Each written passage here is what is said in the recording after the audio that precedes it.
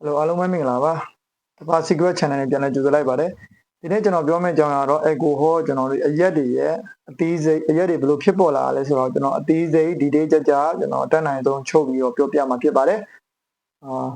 အဲဒါစလိုက်ပါတော့ကျွန်တော်ဒီအောက်မှာကျွန်တော်ဒီပုံလေးတွေနဲ့ကျွန်တော်စာလေးတွေနဲ့ကျွန်တော်တခြားရှင်းပြမှာဖြစ်ပါတယ်ပုံနဲ့စာနဲ့တခြားရှင်းပြမှာညီမနဲ့ brother တို့နားလည်မှာဖြစ်ပါတယ်အဲကျွန်တော်ဒီတိုင်းပုံနဲ့စာနဲ့ဘယ်လိုဖြစ်လာလဲဆိုတော့အရင်တော့ဒီမှာပုံလေးရှင်းပြမှာဖြစ်ပါတယ်ဒီမှာကျွန်တော်တို့ဒါအရက်တွေအကုန်လုံးကိုတော့အရက်တွေကိုကျွန်တော်တို့wine whiskey rum gin vodka tequila brandy beer ပေါ့နော်စားတဲ့ဟာတွေအကုန်လုံးကကျွန်တော်တို့ alcohol beverage လို့ခေါ်တယ်ကျွန်တော်တို့ဒီအကုန်လုံးချုပ်ပြီးတော့ alcohol beverage လို့ခေါ်တယ်ကျွန်တော်တို့ဒါ alcoholic ပေါ့နော် alcohol beverage လို့ခေါ်တယ်ကျွန်တော်စပြီးတော့ alcohol ဘယ်လိုစလုပ်လဲဆိုတော့ကျွန်တော်စာပြီးပြောပြကြမယ် alcohol ဘယ်လိုစလုပ်လဲဆိုလို့ရှိရင်ကျွန်တော်တို့ဒီဆန်စပါးဆန်တိတူကျွန်တော်အမြင့်ဒီအရွက်ဒီကနေစပြီးတော့ကျွန်တော်တို့ဒါ fermentation လို့ခေါ်တဲ့fermentation လို့ခေါ်တဲ့အချင်းဖောက်ပြီးတော့ကျွန်တော်တို့ alcohol နဲ့ carbon dioxide ကိုရတယ်ကျွန်တော်တို့ဒီမှာဒါဆန်တို့စပါးတို့နော်အပြောင်းတို့ဆန်တို့ဒီတိတူတို့ berry ဒီတို့ဒီကနေရတဲ့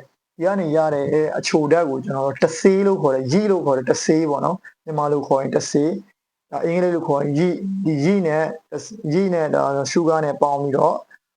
တဆေးနဲ့တဆေးကတကြားကိုစားလိုက်တယ်ပေါ့နော်တဆေးကိုတကြားစားလိုက်တဲ့အခါကျတော့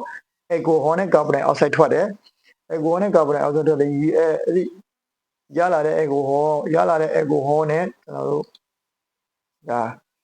ရလာတဲ့ alcohol ကျွန်တော်ပထမဆုံးအဆင့်အနေနဲ့ကျွန်တော်တို့ wine ရဲ့ beer ရဲ့စထွက်ပါတယ်ဒီမှာ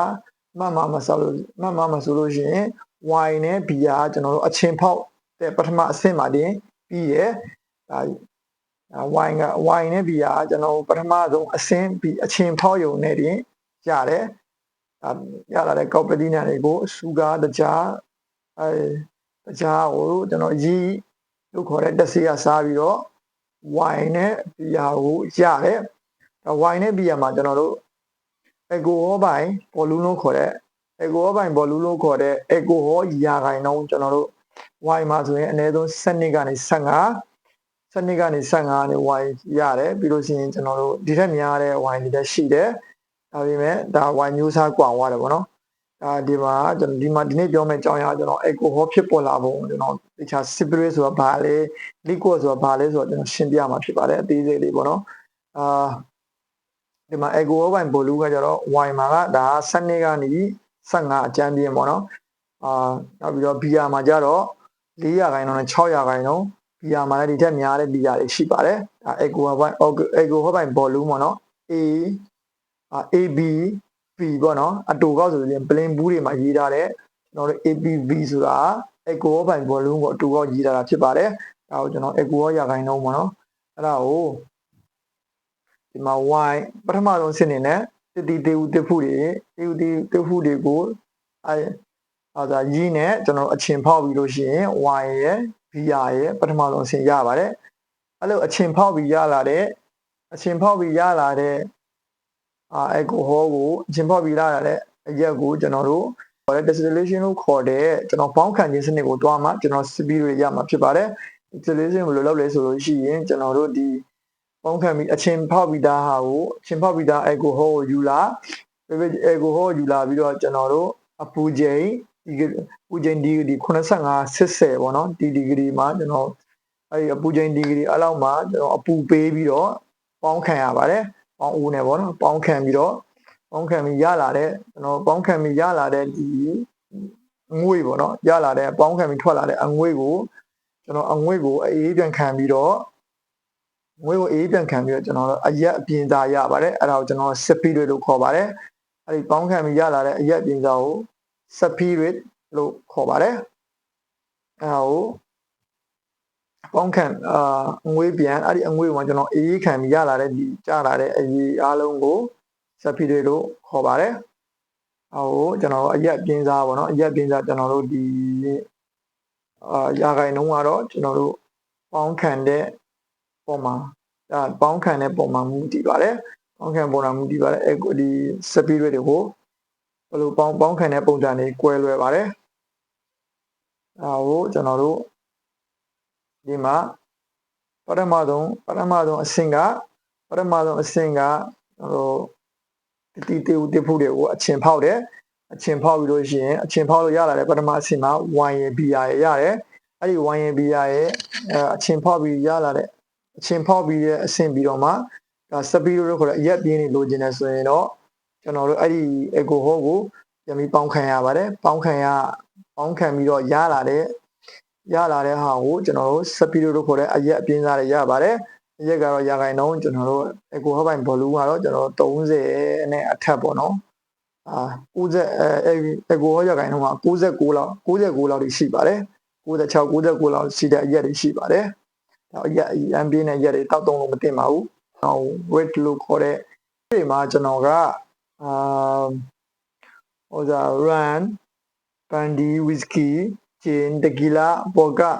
ဒါတွေကိုကျွန်တော်ဘာနဲ့ဘယ်လိုလုပ်လာလဲဆိုတော့အနည်းငယ်ရှင်းပြပါမယ်နောက်ဗီဒီယိုကြလို့ရှိရင်ကျွန်တော်က run ကြောင်းတီးတန် gin ကြောင်းတီးတန် brandy ကြောင်းတီးတန်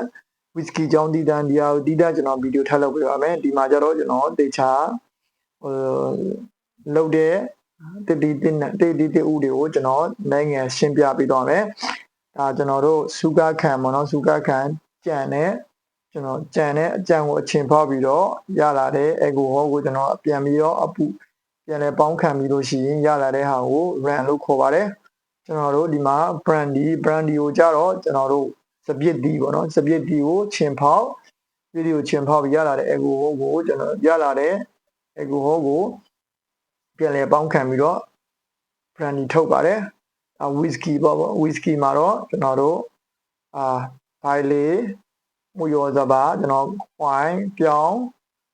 ရေဆန်ကျွန်တော်တို့ rich ဂျုံပေါ့နော်မြန်မာလိုပြောမယ်ဆိုလို့ရှိရင်မူရောစပါရဲ့ပြောင်းရဲ့ဆန်ရဲ့ဂျုံရဲ့ဒီကနေပြီးတော့ whisky ထုတ်ပါတယ်နောက် whisky ရဲ့အကြောင်းပြောတဲ့အခါကျကျွန်တော်အသေးစိတ်ရှင်းပြပေးပါမယ်ဒါကိုအချင်းဖောက်ပြီးလို့ရှိရင်ရလာတဲ့ alcohol ကိုပြန်လဲပေါင်းခံလို့ရှိရင်ပြန်လဲပေါင်းခံပြီး distillation လုပ်ပါတော့ distillation လုပ်ပြီးတော့ပြန်လဲပေါင်းခံပြီးတော့ whisky ထုတ်ပါတယ်တော့ဒီမှာ whisky မှာ Scotch whisky နဲ့ Scotch whisky နဲ့ကျွန်တော်တို့ဒီ whisky ဆိုပြီးတော့2မျိုးရှိပါတယ်။ပါလာနဲ့မပါလာတာကိုနောက်ပြီးတခြားလေးရှင်းပြပြအောင် whisky မှာ2မျိုးရှိပါတယ်။ Okay အဲဒါလို့ရှိရင်ကျွန်တော်တို့ vodka ကဘာလဲလုပ်လဲဆိုရင် vodka ကျွန်တော် tomato ပေါ့နော်အာလူးနဲ့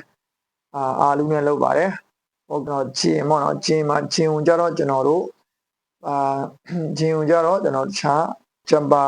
ဂျမ်ဘာဘေဒီကိုကျွန်တော်တို့ချင်းဖောက်ပြီးတော့တခြားပါဝင်ပစ္စည်းအများအပြားနဲ့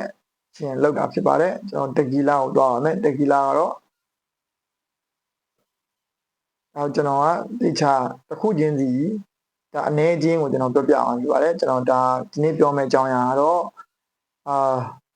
alcohol ဖြစ်ပေါ်လာပုံကျွန်တော်အဓိကထားပြီးပြောတာပြောတော့ဒီ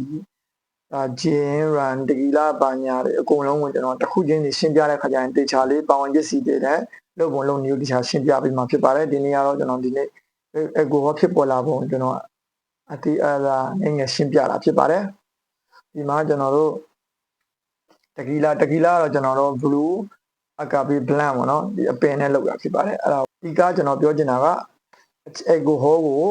alcohol ထုတ်တာကတစ်ဖူးကျွန်တော်စဘာကောက်ပဲသီးနှံဒါတွေကနေပြီးတော့အချင်းဖောက်တယ် formation လို့ခေါ်တယ်